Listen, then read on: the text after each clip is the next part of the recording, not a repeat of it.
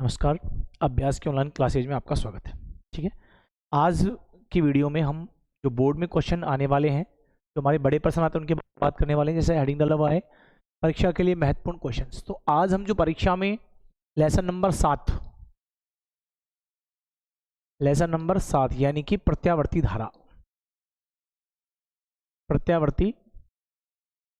धारा में से जो महत्वपूर्ण बड़े बड़े क्वेश्चंस पूछे जाते हैं उनके बारे में हम क्या करेंगे, आज बात करेंगे। देखिए, जब हम प्रत्यावर्ती धारा की बात करें तो सबसे पहले हम प्रत्यावर्ती धारा के बारे में कर लेते हैं कि प्रत्यावर्ती धारा क्या है। देखिए, हमारे पास होती है धारा। पहले हम सिंपली बात करें धारा, तो धारा होता है आवेश बटे में समय। सिंपल लिखी जाती है I बराबर Q/T। यानी कि हमने धारा चैप्टर नंबर 3 में पढ़ी है, तो हम ये कहते हैं धारा क्या है, आवेश प्रवाह की दर धारा कहलाती है। आवेश प्रवाह की दर क्या कहलाती है, धारा। और धारा होता है I बराबर Q/T। या फिर हम इसे दूसरे रूप में कह सकते हैं, यदि हम T बराबर लिख दें 1 सेकेंड, तो I इज इक्वल टू क्या आएगा, Q। यानी कि एकांक समय में किसी परिपथ से प्रवाहित होने वाली धारा, एकांक समय में किसी परिपथ से गुजरने वाला आवेश क्या कहलाता है, धारा कहलाता है। धारा एक्चुअली अगर धारा की बात पूछे तो धारा कैसी राशि है, अदिश। कैसी राशि है, अदिश। क्यों अदिश है, क्योंकि ये सदिशों के बीजगणितीय योग नियम का पालन नहीं करती है। दूसरी अगर हम बात करें तो धारा का मात्रक होता है कूलाम पर सेकंड। क्या होता है, कूलाम पर सेकंड, जिसे अपन क्या कहते हैं, एक्चुअली एम्पियर कहते हैं। ठीक है, धारा के बारे में हम बात कर चुके, लेकिन यहाँ पे हम बात करें धारा को हम दो भागों में डिवाइड करते हैं। एक तो हमारे पास होती है कौन सी धारा, एक तो होती है प्रत्यावर्ती धारा। कौन सी धारा होती है, प्रत्यावर्ती धारा। और दूसरी हमारे पास होती है दिष्ट धारा। कौन सी धारा, दिष्ट धारा। दिष्ट धारा। तो चैप्टर नंबर 7 हम किसकी बात करने वाले हैं, प्रत्यावर्ती धारा। कौन सी धारा के बारे में बात करने वाले हैं, प्रत्यावर्ती धारा। तो देखो, अगर हम बात करें सबसे पहले प्रत्यावर्ती धारा, और एक हमारे पास होती है कौन सी, दिष्ट धारा। कौन सी होती है, दिष्ट धारा। तो पहले हम बात करें दिष्ट धारा क्या है। देखिए, वह धारा जिसका मान समय के साथ परिवर्तित नहीं होता, वह धारा जिसका मान समय के साथ परिवर्तित नहीं होता उसे अपन कहते हैं दिष्ट धारा। जैसे ये I और ये है समय यानी कि T। अगर हम समय और धारा में ग्राफ खींचे और समय के साथ धारा के मान में परिवर्तन नहीं आए, यानी कि समय बढ़े लेकिन धारा का मान नियत रहे, तो ये होता है दिष्ट धारा। तो वह धारा जिसका मान समय के साथ परिवर्तन नहीं होता उसे दिष्ट धारा कहते हैं। और ये दिष्ट धारा का ग्राफ है। धारा के लिए अगर बात करें तो दिष्ट धारा के लिए आवर्ती का मान होता है 0। अर्थात आपसे पूछ ले आवर्ती क्या है, प्रति सेकंड होने वाले चक्करों की संख्या या प्रति सेकंड होने वाले चक्करों की संख्या कहलाती है आवर्ती। दिष्ट धारा के लिए आवर्ती कितनी होती है, 0। अब वहीं हम बात करें प्रत्यावर्ती धारा, तो वह धारा जिसका मान समय के साथ लगातार आवर्ती रूप से परिवर्तित होता है, वह धारा जिसका मान समय के साथ लगातार आवर्ती रूप से परिवर्तित होता है उसे हम प्रत्यावर्ती धारा कहते हैं। और प्रत्यावर्ती धारा का वैसे तो देखो, एक हमारे पास होती है वर्गाकार, पहली होती है वर्गाकार प्रत्यावर्ती धारा। देखो ऐसा ग्राफ होता है इसका वर्गाकार, ये वर्गाकार प्रत्यावर्ती धारा होती है। ठीक है, यहाँ पे ये वर्गाकार प्रत्यावर्ती धारा। दूसरी हमारे पास होती है त्रिकोण प्रत्यावर्ती धारा। अगर हम त्रिकोण प्रत्यावर्ती धारा की बात करें तो ये इस प्रकार की होती है। ठीक है, लेकिन हम जो बात करने वाले हैं इसमें, तो वो हमारे पास जो धारा है वो है प्रत्यावर्ती धारा। कौन सी करेंगे, जावक्रीय प्रत्यावर्ती धारा। अगर हम जावक्रीय प्रत्यावर्ती धारा की बात करें तो ये देखो, तीसरी होती है जावक्रीय प्रत्यावर्ती धारा। तो देखो जावक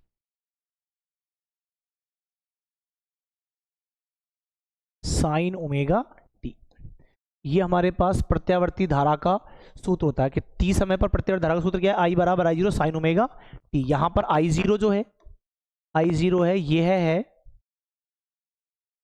प्रत्यावर्ती धारा का, प्रत्यावर्ती धारा का क्या है बेटा, शिखर मान। प्रत्यावर्ती धारा क्या होता है, शिखर मान। ओमेगा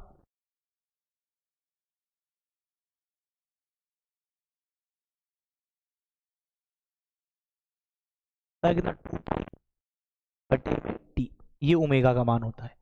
और हम जानते हैं कि एक देखो 1/t आवर्तकाल का व्युत्क्रम होती है आवर्ती f, क्या होती है आवर्ती। तो हम इस ओमेगा को लिख सकते हैं omega is equal to 2πf, ये हम ओमेगा को लिख सकते हैं। ठीक है, तो ये हमारे पास प्रत्यावर्ती धारा का समीकरण। अच्छा, अब इस प्रत्यावर्ती धारा में से क्वेश्चन क्या पूछता है, हमसे पूछेगा कि एक पूर्ण चक्र के लिए प्रत्यावर्ती धारा का औसत मान कितना होता है।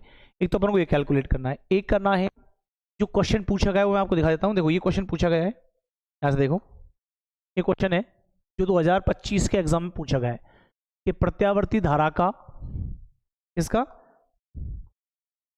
प्रत्यावर्ती धारा का वर्ग माध्य मूल मान ज्ञात करो। एक तो प्रत्यावर्ती धारा का वर्ग माध्य मूल मान ज्ञात करना है, और एक लिख रहा है कि जब प्रत्यावर्ती धारा स्रोत से संधारित्र जुड़ा हो तो इस परिपथ के लिए उत्पन्न प्रतिबाधा धारा एवं कलांतर में क्या संबंध है, ये। और साथ ही क्या निकालना है अपन को, उस जब परिपथ में सी जुड़ा उसके लिए फ्रेजर आरेख करना है। क्या करना है, फ्रेजर आरेख।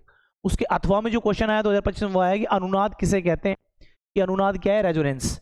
अनुनाद की स्थिति में एलसीआर परिपथ के लिए प्रतिबाधा याद करो कि अनुनाद की स्थिति में एलसीआर परिपथ के लिए प्रतिबाधा कितनी है, वो हमको प्रतिबाधा निकालनी है। एक कोणीय आवर्ती धारा में परिवर्तन का आलेख, और कई बार इसमें ये पूछ सकता है एलसीआर परिपथ के लिए कोणीय आवर्ती, क्या पूछ सकता है हमारे पास, कोणीय आवर्ती भी पूछ सकता है। देखो इसको पढ़ने से पहले मैं आपको, सबसे पहले अपन बात कर रहे हैं औसत धारा की। देखिए हमको प्रत्यावर्ती धारा का, प्रत्यावर्ती धारा का एक पूर्ण चक्र के लिए, या कह सकते हैं माध्यमान, औसत मान या माध्यमान, याद करो याद करो। देखो ये क्वेश्चन अगर छोटे रूप में पूछा जाएगा तो हमसे पूछेगा कि एक पूर्ण चक्र के लिए प्रत्यावर्ती धारा का औसत मान कितना होता है, तो हमें प्रूफ करके देना है आई बार। तो आई बार बराबर पर लिख देंगे 0। एक पूर्ण चक्र के लिए धारा का औसत मान कितना होता है, 0। लेकिन अगर हमसे पूछ ले कि एक पूर्ण चक्र के लिए प्रत्यावर्ती धारा का औसत मान कितना होता है ज्ञात करो, तो हम ज्ञात करेंगे कैसे, सुनिए। सबसे पहले अपन लगाएंगे औसत धारा। तो औसत धारा का सूत्र क्या है, औसत धारा, तो औसत धारा को लिखेंगे, देखो अपन समाकलन 0 से t आई डी टी, ये तो एक आवर्तकाल की टोटल धारा है, और एक आवर्तकाल का समय लिखेंगे तो हम करेंगे समाकलन 0 से t और dt। जब इसको हल करते हैं हम तो आई बार का फॉर्मूला बनता है I bar is equal to 1/t, इसको हल करके, और ये आता है 0 से t और आई डी टी। ये हमको सूत्र याद करना है। तो औसत धारा जब भी कैलकुलेट करनी हो तो हम सूत्र याद करेंगे आई बार बराबर 1/t, क्या होता है आई बार बराबर 1/t 0 से t आई डी टी। इससे हम औसत धारा का निकालेंगे। तो देखिए हम औसत धारा कैसे कैलकुलेट करते हैं। देखो तो आपसे पूछेगा तो हम लिखेंगे औसत धारा की परिभाषा से, औसत धारा की परिभाषा से, औसत धारा की परिभाषा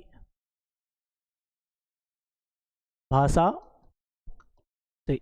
अगर हम औसत धारा की परिभाषा की बात करें तो ये होती है आई बार बराबर 1/t समाकलन 0 से t और कितना करेंगे आई डी टी। क्वेश्चन पूछा वो कि एक पूर्ण चक्र के लिए धारा का औसत मान ज्ञात करो कितना होता है, तो हम लिखेंगे औसत धारा की परिभाषा से आई बार, या हम लिख सकते हैं आई एवरेज, आई एवरेज या आई बार बराबर 1/t 0 से t आई डी टी। अब देखो तो हमको निकालना है प्रत्यावर्ती धारा का, प्रत्यावर्ती धारा का तात्क्षणिक मान।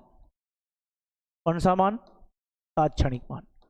तो देखो मैंने आपको लिखा है कि प्रत्यावर्ती धारा का जो तात्क्षणिक मान का फॉर्मूला होता है वो होता है आई बराबर I0 और कितना साइन ओमेगा टी। इस वाली वैल्यू को यहां पुट कर देंगे अपन, ये आ जाएगा आई बार बराबर 1/t समाकलन 0 से कितना t, और आई का मान आएगा I0 साइन ओमेगा टी और कितना आ जाएगा dt। अब देखो समाकलन dt के सापेक्ष है तो dt रहेगा अंदर, I0 बाहर आ जाएगा तो मेरे पास बचेगा आई बार इजिकल टू हो जाएगा I0 अपॉन में t समाकलन 0 से t sign omega T D T. अब हम जानते हैं अगर हम इसका समाकलन करें, इसका करें, इसका समाकलन करें तो देखिए जरा, क्योंकि समाकलन sign omega T D T, बेटा साइन ओमेगा टी टी का समाकलन होता है minus cos omega T plus क्या होता है सी। ठीक है, साइन ओमेगा डी टी का क्या समाकलन होता है, साइन ओमेगा टी प्लस सी, और ये ओमेगा है तो ओमेगा कहाँ जाएगा, नीचे, तो ये इसका समाकलन होता है। तो यहाँ पे समाकलन अंक सी है, लेकिन ये निश्चित समाकलन तो सी पर नहीं लिखेंगे, करते हैं समाकलन, तो ये हो जाएगा आई बार बराबर आई जीरो बटे में टी ब्रैकेट लिमिट जीरो से कितना टी, साइन का क्या समाकलन है माइनस कॉस ओमेगा टी बटे में ओमेगा, तो I bar is equal to I zero, omega बाहर आ जाएगा तो ये हो जाएगा ओमेगा टी, और ये माइनस बाहर तो माइनस, अंदर क्या बचेगा, सिर्फ अंदर बचेगा कॉस जीरो से टी। अब रखते हैं लिमिट, तो आई बार बराबर आएगा माइनस आई जीरो बटे में ओमेगा टी ब्रैकेट, तो ये आएगा कॉस ओमेगा, टी की जगह आएगा कैपिटल टी माइनस कॉस, और टी की जगह रखेंगे जीरो, तो हो जाएगा कॉस जीरो।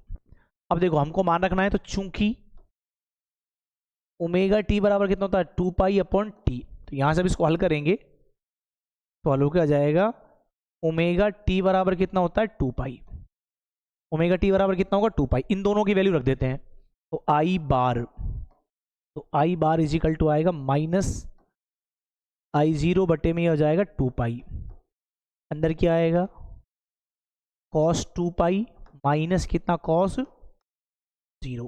थोड़ा सा और हल कर लेते हैं आगे इसको, देखो जरा, जब इसको आगे हल करते हैं अपन, तो I bar is equal to देखो माइनस ये हो जाएगा आई जीरो अपॉन में 2 पाई कॉस 2 पाई, तो कॉस के साथ अगर पाई का कभी भी सम गुणा जाए, कॉस जीरो, कॉस 2 पाई, कॉस 4 पाई, कॉस 6 पाई, तो इनकी जो वैल्यू है वो होती है 1, तो इसकी वैल्यू तो हो जाएगी 1 माइनस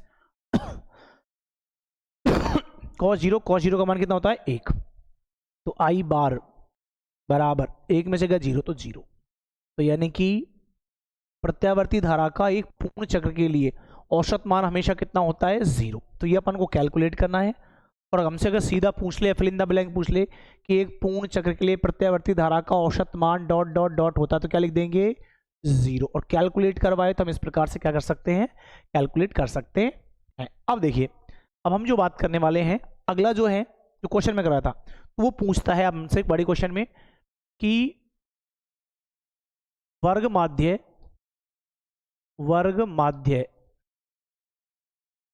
मूल धारा, वर्ग माध्य मूल धारा, ये पूछेगा कि वर्ग माध्य मूल धारा किसे कहते हैं और इसकी गणना करो।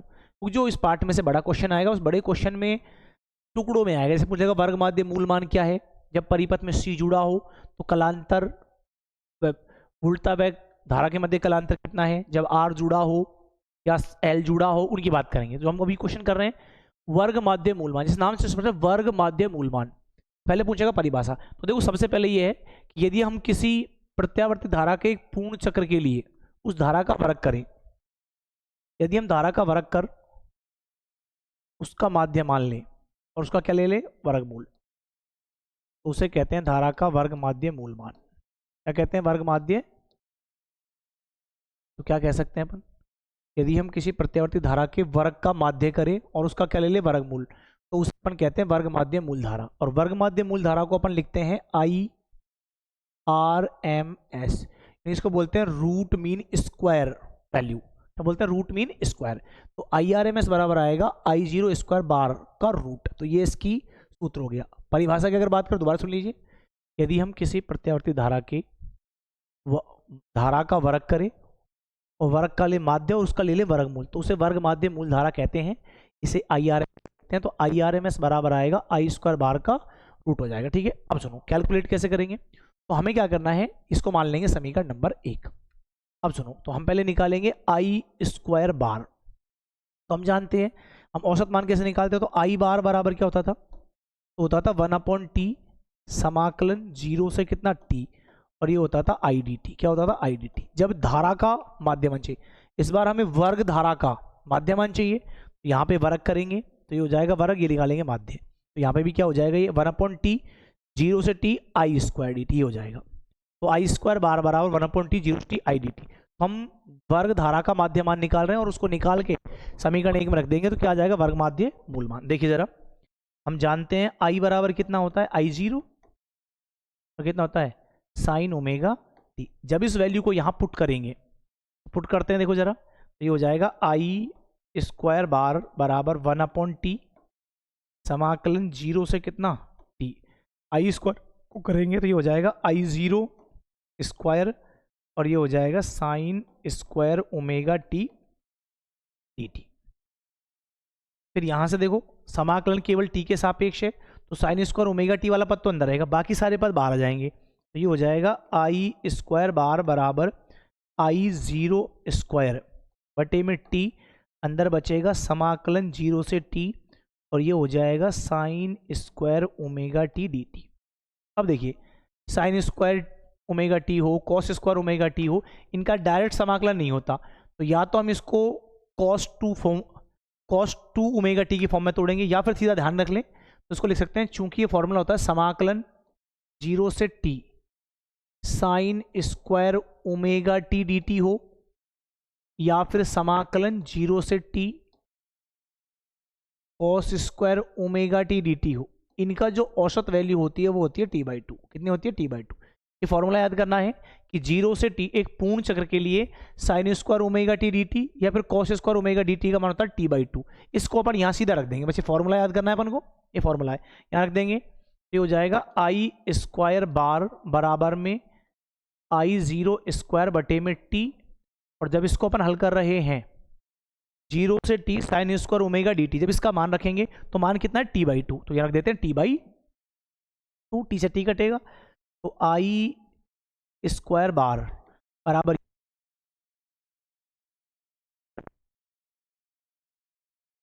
आर का मान आ गया। कहाँ रख देंगे? समीकरण 1 में। समीकरण 1 क्या है? आई आर एम एस बराबर आई स्क्वायर बार का रूट, तो जब इसको यहां रखेंगे तो समीकरण 1 में आई स्क्वायर बार का मान रखने पर, जब समीकरण 1 में आई स्क्वायर बार का मान रखेंगे तो उधर देखो जरा, तो ये हो जाएगा आई आर एम एस बराबर, ये तो रूट, और आई स्क्वायर का मान है आई जीरो स्क्वायर बटे में 2, तो इसको लिख सकते हैं अपन I R M S. I R M S बराबर आएगा रूट आई जीरो बाई, ये हो जाएगा आई जीरो अपॉन में रूट 2, तो ये आई आर एम एस मान होता है। तो धारा का वर्ग माध्य मूल मान होता है आई आर एम एस बराबर आई जीरो अपॉन में रूट 2, ये इसकी वैल्यू होती है। अगर हम इनका और मान आगे रख के देखें तो देखिए, जब इसका पर मान रखेंगे तो यहाँ पर देखो, तो आई आर एम एस 1/√2, 1/√2 की वैल्यू होती है 0.707। या तो ये फॉर्मूला याद करेंगे, आई आर एम एस बराबर होता है आई जीरो अपॉन में √2, या फिर 1/√2 के लेते 0.707। जब इसको यहाँ रखेंगे तो आई आर एम एस बराबर होता है 0.707 ऑफ आई जीरो। इसका मतलब ये है कि जो धारा का वर्ग माध्य मूल मान होता है वो उसके शिखर मान का केवल 0.707%, अगर हम परसेंटेज में लिखें तो ये वैल्यू होती है आई आर एम एस बराबर होती है 70.7% ऑफ आई जीरो। यानी कि जो हम परिपथों में धारा आती है वो आती तो आई जीरो शिखर मान, लेकिन हम जो मेजरमेंट करते हैं इस आई आर एम एस को यहाँ पे अपन आभासी धारा कहते हैं, या वास्तविक। जो हम परिपथों में नापते हैं वो आई आर एम एस मान ही नापते हैं।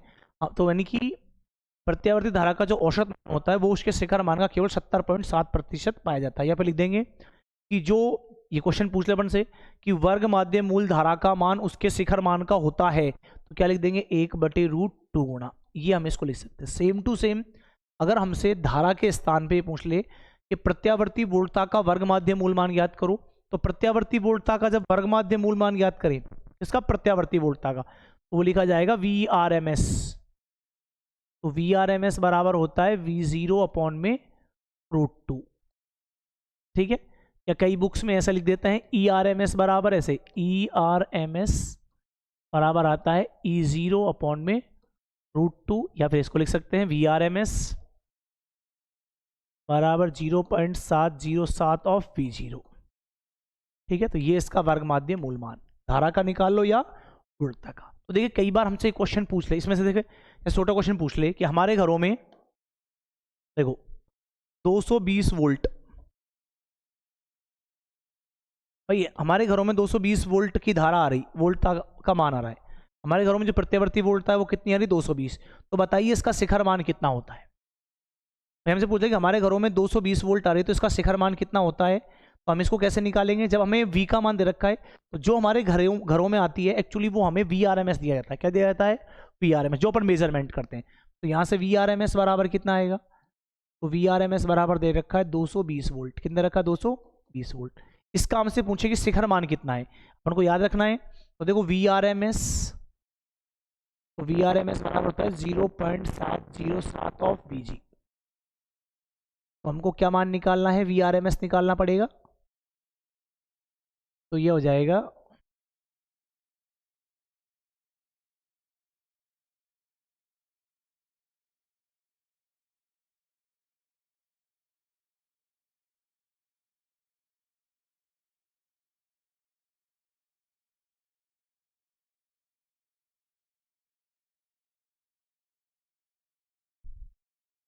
हाँ जी, देखिए अगर हम यहाँ पे इसका V0 का मान निकालें तो VRMS बराबर दे रखा है अपन को, VRMS बराबर है 220 वोल्ट। हमको चाहिए शिखर मान, तो देखो VRMS बराबर होता है V0 अपॉन में √2। V0 कितना आएगा, तो V0 आएगा √2 इंटू VRMS। √2 इंटू कितना आएगा, VRMS। तो यहाँ पे मान रख 414, ठीक है, इसको रखेंगे तो V0 is equal to 1.414 into में कितना रूट, ये आएगा 220। कितना आएगा, 220। मल्टीप्लाई करें तो V0 बराबर 0 को गुणा करेंगे, ये 88 का 8, भाई 22 चौक 88, 22 एकम 22 और 8 30, हासिल 3, 22 चौक 88 और 3 91, हासिल 9, 22 एकम 22 और 9 कितने होते हैं भाई, 22 और 9 होते हैं 31। तो ये हमारे पास 3 के बाद दशमलव, तो V0 इज इक्वल टू आता है 311.08 वोल्ट। तो यदि हमें हमारे घरों में, अगर आपसे कोई पूछ ले कि हमारे घरों में 220 वोल्ट आती है तो उसका शिखर मान कितना होता है, उसका शिखर मान होता है 311.08, या लगभग अपन कह सकते हैं कितना होगा, 311 वोल्ट होगा, ये इसका मान होगा। ठीक है, इस प्रकार के क्वेश्चन हमसे पूछ सकते हैं। देखिए जरा, अच्छा इसके अलावा और अगर इसमें से कोई न्यूमेरिकल पूछेगा तो ऐसे पूछेगा, देखो आपसे लिख देगा कि V बराबर 10 साइन 314t, ये पूछ लेगा कि कोई किसी प्रत्यावर्ती धारा का किसी समय समीकरण है V बराबर V0 साइन 314t, तो इसका शिखर मान ज्ञात, एक तो इसका शिखर मान और वर्ग माध्य मूल मान ज्ञात करो। क्या निकालना है, एक तो इसको अपन को निकालना है V0 और एक निकालना है VRMS, निकालना है VRMS, और एक पूछेगा आवर्ती F की गणना करो। सवाल दे दिया V बराबर 10 साइन 314t, तो V0 यानी कि शिखर मान ज्ञात करो, वर्ग माध्य मूल मान ज्ञात करो और आवर्ती ज्ञात करो। तो क्या करेंगे, सबसे पहले देखो इसकी तुलना करेंगे। V बराबर होता है V0 और कितना, साइन ओमेगा t, ये समीकरण मान लेंगे, ये अपन को गिवन है समीकरण 1। जब इसकी तुलना करेंगे अपन, तो यहां से तुलना करो, देखो तो ये आएगा शिखर मान आएगा V0 बराबर कितना, 10 वोल्ट, ये तो V0 का मान आ गया। हमको किसका मान चाहिए, VRMS, तो VRMS बराबर होता है 0.707 ऑफ V0, तो मान रखेंगे ये हो जाएगा 0.707 गुणा इसका मान कितना है 10, तो ये हो जाएगा 7.07 वोल्ट। तो ये तो इसका VRMS मान आ गया, तो यानी इसका शिखर मान तो 10 वोल्ट है, VRMS मान कितना 7.7 वोल्ट। और अगर आवर्ती ज्ञात करें तो तुलना करो ओमेगा, तो ये ओमेगा टी है और यहाँ पे 314, तो ओमेगा बराबर कितना आएगा 314। ओमेगा का मान होता है 2 पाई एफ, 2 पाई एफ बराबर कितना 314।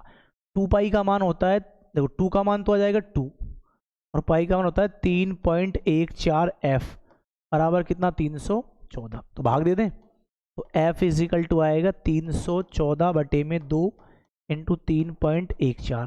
तो एफ इज इक्वल टू 314 बटे में 2 3 पॉइंट इसका पॉइंट नहीं हो जाएगा 100। 314 314 कट गए तो एफ इज इक्वल टू हो जाएगा 50। तो ये हमारे पास क्वेश्चन है कि एफ बराबर कितना हो जाएगा 50। ठीक है, अब सुनो, अब हम नेक्स्ट जो बात करने वाले हैं, अगर वो आपसे पूछ ले, जैसे हमारे परिपथ में दिया गया है कि यदि हम प्रत्यावर्ती धारा स्रोत से परिपथ में संधारित्र सी को जोड़ दें तो एक कलांतर पथांतर, वो पूछा है कलांतर कितना है, और एक उनके मध्य पूछा है कि फ्रेजर आरेख बने। तो क्या करेंगे सुनो, हम लिखेंगे उसमें ये हमारे पास देखो ये संधारित्र जोड़ दिया मैंने, और यहाँ पे ये प्रत्यावर्ती वोल्टता सोर्स है ये वाला। तो हम ये करेंगे जब परिपथ में कोई सी मान का संधारित्र जुड़ा हो और वो प्रत्यावर्ती धारा स्रोत, ये प्रत्यावर्ती स्रोत है, इस प्रत्यावर्ती स्रोत की जो वोल्टता है वो है V बराबर V0 और कितना साइन ओमेगा टी। एक तो ये पूछा है कि जब किसी प्रत्यावर्ती धारा स्रोत से हम संधारित्र को जोड़े तो एक तो धारा का फॉर्मूला क्या होगा, आपको धारा निकालनी है, एक उस धारा और वोल्टता के मध्य कलांतर कितना होगा, और कलांतर बताने के बाद बताना फ्रेजर आरेख। तो देखना है क्या करेंगे सुनो, हम लिखेंगे माना कि हमारे पास एक सी धारिता का संधारित्र है, सी धारिता का क्या है संधारित्र, जिसे एक प्रत्यावर्ती स्रोत V से कनेक्ट किया गया है। ठीक है, जिसकी वोल्टता V बराबर, देखो प्रत्यावर्ती स्रोत की वोल्टता है V बराबर कितना V0 और कितनी है साइन ओमेगा टी। समीकरण नंबर 1, जब परिपथ में धारा प्रवाहित करते हैं तो संधारित्र के सिरों पर उत्पन्न विभवांतर आएगा Vc, कितना आएगा Vc, ये उत्पन्न होगा। तब हम ये जानते हैं कि ये संधारित्र के समांतर का मैं लगाए, तो अगर हम किरचॉफ का द्वितीय नियम लगाएं तो क्या लिखेंगे, तब किरचॉफ के द्वितीय नियम से, द्वितीय नियम से, तो किरचॉफ का द्वितीय नियम क्या कहता है, किरचॉफ का द्वितीय नियम है कि किरचॉफ के द्वितीय नियम के अनुसार किसी भी लूप में उपस्थित अवयव के सिरों पर उत्पन्न विभव पतनों का बीजगणितीय योग उसी लूप में जुड़े सेलों के विद्युत वाहक बल स्रोत की वोल्टता के योग के बराबर होता है। तो यहाँ पे एक संधारित्र जुड़ रहा है तो संधारित्र के सिरों पर विभवांतर तो कितना है Vc, एक ही अवयव स्रोत है और उसके साथ जुड़ा हुआ है प्रत्यावर्ती स्रोत है V बराबर साइन ओमेगा टी। तो यहाँ पे इसको लिख देंगे अपन Vc के, किसके बराबर लिख देंगे Vc। तो V बराबर कितना आएगा Vc, ये किरचॉफ का द्वितीय नियम है, इसको अपन KVL बोलते हैं, KVL बोलते हैं KVL। और ये अपन से पूछ सकता है जैसे किरचॉफ के नियमों में कि किरचॉफ का जो प्रथम नियम है वो आवेश संरक्षण पर आधारित होता है, और पूछे किरचॉफ का द्वितीय नियम, तो भाई किरचॉफ का द्वितीय नियम ऊर्जा संरक्षण, इस पे आधारित होता है ऊर्जा संरक्षण। ये क्वेश्चन भी लिंदा बिलैंग पूछ लेता है कि किरचॉफ का प्रथम नियम कौन से संरक्षण सिद्धांत का पालन करता है, तो आवेश संरक्षण। और किरचॉफ के द्वितीय नियम की बात करें तो किरचॉफ का द्वितीय नियम ऊर्जा संरक्षण नियम का क्या करता है, पालन करता।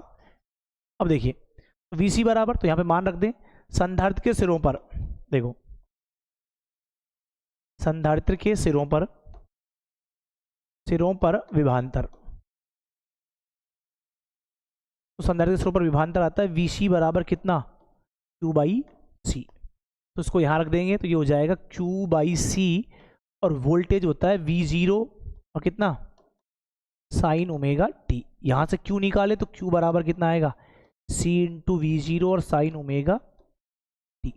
एक्चुअली यहाँ पे हमको वोल्टता का समीकरण है, तो वोल्टता के समीकरण से किसका निकालना, धारा का समीकरण। तो यहाँ से अपन ने Q निकाला, Q बराबर होता है C V0 sign omega T. तो यदि हमें आवेश दिया गया है और धारा निकालने तो क्या करेंगे, आवेश का अवकलन। तो क्या लिखेंगे सुनो, यहाँ पे अपन लिखेंगे T के सापेक्ष अवकलन से। तो T के सापेक्ष क्या करेंगे, अवकलन से। जब T के सापेक्ष अवकलन करेंगे तो ये हो जाएगा dQ/dt, और ये हो जाएगा d/dt, और ये पूरा माना जाएगा C V0 और कितना साइन ओमेगा टी। तो dQ/dt तो होता है I, dQ/dt कितना होता है I, यहाँ से C और V0 बाहर, साइन का अवकलन, तो साइन का अवकलन होता है कॉस ओमेगा टी, और बेटा ओमेगा टी का क्या होता है ओमेगा, ये आ जाएगा I बराबर कितना ओमेगा C V0 और कितना कॉस ओमेगा टी। इसको थोड़ा सा और आगे हल करें तो इसको लिख सकता हूँ मैं I बराबर में V0 और ये 1/ओमेगा c और ये हो जाएगा cos ओमेगा t। यहाँ पर देखो वही मतलब है, ये ओमेगा t है, इसको मैंने नीचे लिख दिया 1/ओमेगा c। क्यों? क्योंकि मुझे प्रतिरोध बनाना है। जैसे धारा के मान में अगर कोई तार जुड़ा है तो उसके कारण उत्पन्न बाधा को कहते हैं प्रतिरोध। ऐसे संधारित्र के कारण जो धारा उसको बोलेंगे या प्रतिघात, तो वो बनाने के लिए 1/ मैंने c लिखा। चूंकि 1/ओमेगा c बराबर होता है xc, इसे कहते हैं धारतीय प्रतिघात। क्या बोलते हैं? धारतीय प्रतिघात। क्या बोलते हैं? धारतीय प्रतिघात। इसको रखेंगे तो I बराबर हो जाएगा V0 अपॉन कितना? XC और कितना? cos omega t। क्योंकि V0 अपॉन XC इसको लिखा जाएगा I0, धारा का शिखर मान। ये हो जाएगा I बराबर कितना? I0 और cos ओमेगा t। ये समीकरण होता है धारा का, I बराबर I0 cos ओमेगा t। लेकिन जब हम वोल्टता का समीकरण देखते हैं तो वोल्टता का समीकरण किसके रूप में? साइन के रूप में। तो इसको चेंज करना है। तो हमने 10th क्लास में थ्योरम पढ़ी, वो पढ़ा है, ये होता है साइन, ये पढ़ा है, ऐसे सकते हैं अपन, cos पाई, ये होता है साइन 90 प्लस थीटा बराबर क्या होता है? cos theta. Sine 90 plus theta बराबर क्या होता है? cos theta. तो इसको अपन लिख सकते हैं कितना? ये हो जाएगा साइन थीटा। क्या हो जाएगा? Sine theta. तो यहां से अपन को cos का मान चाहिए, किसका मान चाहिए? सॉरी, cos का। तो हम यहाँ पर होता है साइन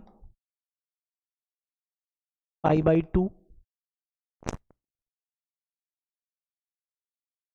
थीटा बराबर क्या होता है? cos theta. क्या होता है? cos theta. तो हमको cos को साइन के रूप में चाहिए, तो हम इस cos ओमेगा टी को, क्या लिख सकते हैं? साइन के रूप में। ये हो जाएगा I बराबर कितना? तो I बराबर I0 और ये लिखा जाएगा cos की जगह कितना? साइन। ये हो जाएगा साइन और ब्रैकेट में क्या आएगा? π/2 प्लस ओमेगा टी। फाइनली हो जाएगा I बराबर I0 sine omega T plus कितना? π/2। ये समीकरण होता है। तो जब परिपथ में संधारित्र जुड़ा हो, धारा का समीकरण होता है I बराबर I0 sine omega T plus phi. अगर हमसे पूछा है कि इनके मध्य कलांतर में क्या संबंध है, तो देखो जब C जुड़ा है, जब C जुड़ा हो तो हमारे पास वोल्टता का समीकरण है V बराबर कितना? V0 साइन ओमेगा टी, और धारा का समीकरण आया है I बराबर I0 और कितना? Sine omega T plus π/2। तो अगर हमसे पूछे ये समीकरण अपन ने 1 मानी है, इसको मान लेते हैं 2। तो देखो वोल्टता का कलाकोण, तो वोल्टता का कलाकोण, तो वोल्टता के लिए कलाकोण है φ1 बराबर केवल ओमेगा टी। कितना है? Omega T. और अगर धारा की बात करें, प्रत्यावर्ती धारा का कलाकोण, तो प्रत्यावर्ती धारा का कलाकोण है φ2 बराबर कितना? Omega T plus π/2। अगर मैं दोनों में कलांतर निकालूं तो कलांतर आएगा φ बराबर कितना? φ2 माइनस φ1। तो कलांतर φ बराबर आएगा omega T plus π/2 minus omega T, ये कैंसिल। तो कलांतर φ बराबर आएगा π/2। यानी कि जब परिपथ में केवल संधारित्र जुड़ा है, तो कलांतर कितना होता है? π/2। या फिर हम ये कह सकते हैं कि जब परिपथ में संधारित्र जुड़ा हो तो प्रत्यावर्ती धारा प्रत्यावर्ती वोल्टता से π/2 कोण क्या रहती है? आगे। π/2 कोण क्या रहती है? आगे। तो ये इनमें कला संबंध है। जब परिपथ में संधारित्र जुड़ा हो तो प्रत्यावर्ती धारा प्रत्यावर्ती वोल्टता से π/2 कोण क्या रहती है? आगे। अगर हम इनका ग्राफ बनाएं तो पहले बनाते हैं तरंगीय ग्राफ। देखो तरंगीय ग्राफ तो कैसे बनेगा? अगर हम वोल्टता में लें तो वोल्टता साइन है, तो साइन का ग्राफ ऐसा आता है भाई। देखो ये साइन का ग्राफ है, ये साइन का ग्राफ है, ये किसका है? V बराबर V0 और ये हो जाएगा साइन ओमेगा टी। अब जो धारा है, धारा हमसे 90 कोण आगे है। धारा क्या है? आई बराबर आई जीरो और ये हो जाएगा साइन ओमेगा टी प्लस कितना है पाई बाई 2। अब देखो जब हम टी बराबर जीरो रखते हैं तो ये ग्राफ तो यहीं स्टार्ट होगा, लेकिन जब धारा की बात करें, जब धारा की बात करें तो टी बराबर जीरो है तो ये जीरो, तो ये बनेगा साइन पाई बाई 2। तो साइन पाई बाई 2 यानी कि जीरो पर ये ग्राफ यहाँ से स्टार्ट होगा, ए ग्राफ यहाँ से। और जब अपन देखो यहाँ पे लेंगे ये जीरो, ये आएगा टी बाई 4, ये आ जाएगा लगभग टी बाई 2, यहाँ पे 3/4 टी और ये आएगा टी। तो जब अपन इसकी बात करें तो ये आएगा जीरो। जब अपन यहाँ पे लिखेंगे साइन टी बाई 2 तो ये पाई, तो इसका मान तो जीरो है, इसका मान देखो इसका मान मैक्सिमम है, इसका मान जीरो आएगा। फिर जब ये टी बाई 2 लेंगे इसका मान, तो इसका मान नीचे मैक्सिमम ये आएगा, इस टाइप का ग्राफ आएगा। फिर ये और ये यहाँ से यहाँ पे अधिकतम और यहाँ ख़त्म हो जाएगा ये। तो यानी कि ये हमारे पास ये जो ग्राफ है ये है आई बराबर I zero sine omega T plus pi by 2 का। तो ये तो प्रत्यावर्ती वोल्टता और प्रत्यावर्ती धारा के मध्य तरंग आरेख है। अगर हम बात करें फ्रेजर आरेख की, तो फ्रेजर आरेख क्या होता है वो देखो, एक वैज्ञानिक का नाम है फ्रेजर। क्या नाम है? फ्रेजर। क्या नाम है? फ्रेजर। कुछ नहीं है। तो फ्रेजर नामक वैज्ञानिक ने क्या किया कि प्रत्यावर्ती वोल्टता के शिखरमान V0 और प्रत्यावर्ती धारा के शिखरमान I0 को सदिश रूप में लिया। हालांकि प्रत्यावर्ती वोल्टता और प्रत्यावर्ती धारा दोनों ही अदिश राशियां हैं, लेकिन फ्रेजर ग्राफ में प्रत्यावर्ती वोल्टता और प्रत्यावर्ती धारा को सदिश रूप में लेकर उनके मध्य जो ग्राफ खींचे जाते हैं उन्हें कहते हैं फ्रेजर आरेख। बनता कैसा देखो, अगर हम बात करें जब परिपथ में C जुड़ा हो, जब परिपथ में C जुड़ा हो तो फ्रेजर आरेख बनाना। क्या बनाना है? फ्रेजर आरेख। तो क्या करेंगे सुनिए, तो यहां पे मैं फ्रेजर आरेख बना रहा हूं, ये देखो ये बनाना है फ्रेजर आरेख। तो V बराबर तो कितना है V0 और साइन ओमेगा टी, और धारा कितनी है I बराबर I0 और कितना साइन ओमेगा टी प्लस कितनी है पाई बाई 2। अब यहाँ पे देखो, तो यानी कि इस अक्ष के साथ ये हमने, तो यहाँ पर जो वोल्टता है यहाँ से स्टार्ट करेंगे, तो वोल्टता का जो शिखर मान है वो इस एक्स अक्ष के साथ ओमेगा टी कोण बना रहा है। तो हम ओमेगा टी कोण बनाते हुए यहाँ पे एक लाइन खींच देंगे ए, ये यहाँ पे ग्राफ है इसका ये वाला, और ये मान है इसका V0 वेक्टर, और यहाँ पे क्या है ओमेगा टी। क्या है? Omega T. ठीक है। और जब धारा की बात करें तो धारा का जो शिखर मान है वो वोल्टता से π/2 कोण आगे रहता है। तो हम क्या करेंगे, इस लाइन के साथ 90 डिग्री का एंगल बनाएंगे, यहाँ से ये 90, तो यहाँ से 90 डिग्री एंगल बनाएंगे, ये खींच देंगे ये वाली लाइन। तो ये जो एंगल है ये 90 है और ये आएगा I0। और I0 की जो लाइन है वो छोटी इसलिए है क्योंकि I0 का मान अपन ने लिखा वो होता है I0 बराबर V0, क्या आएगा V0 अपन कितना होता था XC, इसलिए अपन ने इसको ऐसा लिखा है। तो ये ग्राफ इसका फ्रेजर आरेख है। कई बुक्स में क्या करते हैं, इसको देखो ऐसे बना रखा है, यहाँ से मतलब सर्किल बना देंगे ऐसे, जैसे अपन ऐसे बना सकते हैं। और अगर साधारण रूप से ओमेगा टी को अगर अपन जीरो मान लें तो देखो ए वोल्टता इस अक्ष पे रह रही है, ए V0 इधर है, तो धारा इससे 90 कोण आगे है, तो सामान्य रूप में 90 कोण आगे बना देंगे I0 को। और ये जब हम LCR परिपथ का फ्रेजर आरेख बनाएंगे तो यही ग्राफ काम मिलेंगे। तो ये इनके फ्रेजर आरेख हैं। बुक्स में क्या कर रखा है, बुक में बस इनको ऐसे राउंड शेप में कर रखा है, गोल ये ऐसे बना रखा है, और यहाँ से इसको ऐसे बना रखा है, इस टाइप के बना रखे हैं। ये हमारे पास एक्चुअली फ्रेजर आरेख है। ठीक है। तो ये हमारा C वाला क्वेश्चन खत्म हो गया। एक चीज़ और है, अगर आपसे पूछ ले कि धारतीय प्रतिघात क्या है, मान लो अपन से पूछ ले धारतीय प्रतिघात किसे कहते हैं, धारतीय प्रतिघात किसे कहते हैं, तो अपन ने इसको लिखा है XC से, और XC बराबर क्या लिखा है 1/ωc। XC बराबर क्या लिखा है 1/ωc। अब देखिए, तो यानी कि संधारित्र के कारण धारा के मान में उत्पन्न बाधा, संधारित्र के कारण धारा के मान में उत्पन्न बाधा को धारतीय प्रतिघात कहते हैं। इसे XC से लिखते हैं। XC बराबर होता है 1/ωc, और हम जानते हैं ओमेगा बराबर कितना होता है, ओमेगा होता है 2πf। तो यहाँ से XC इजिकल टू हो जाएगा 1/2πf इंटू C। ये, और ये धारतीय प्रतिघात, चाहे धारतीय प्रतिघात हो, चाहे प्रेरणिक प्रतिघात हो, चाहे प्रतिरोध हो, सबका अगर मात्रक पूछ ले तो मात्रक आएगा ओम। क्या आएगा? ओम। क्या आएगा? ओम। और अगर हम इसकी बात करें, अब ग्राफ पूछ ले, आपसे पूछ ले कि धारते प्रतिघात का आवर्ती के साथ ग्राफ बनाओ। बेटा धारते प्रतिघात तो अपन ने यहाँ ले लिया एक्स, यहाँ पर ली आवर्ती, क्रमानुपाती है तो इस टाइप का ग्राफ आएगा। ठीक है, और सी के साथ पूछे तो सी भी ऐसे ही आएगा, ये एक्स सी और ये सी, तो ये भी इस टाइप का ग्राफ आएगा। ये दोनों ग्राफ पूछे जाएंगे। तो ये हमारे पास जो पहला क्वेश्चन था कि प्रत्यावर्ती धारा का वर्ग माध्य मूलमान किसे कहते हैं, और जब संधारित्र में सी जुड़ा हो, तो देखो जब संधारित्र में सी जुड़ा हो तो हमने सबसे पहले यहाँ पे धारा का समीकरण निकाला। देखो ये रहा, देखो ये रहा, तो ये हमने चित्र बनाया।